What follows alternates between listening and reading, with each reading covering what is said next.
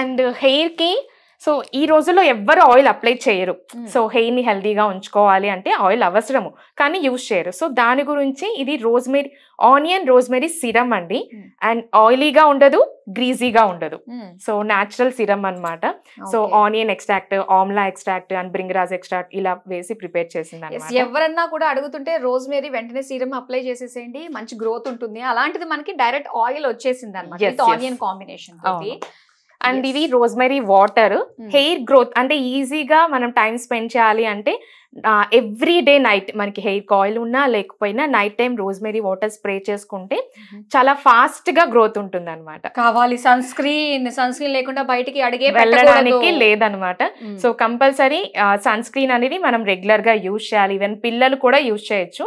ఇది natural sun screen. So అందరికి help అవుతుంది ఈ సమ్మర్ లో మనం స్కిన్ ని హెల్దీగా ఉంచుకోవడానికి, ఆరోగ్యంగా ఉంచుకోవడానికి. And natural face wash, neem face wash అండి.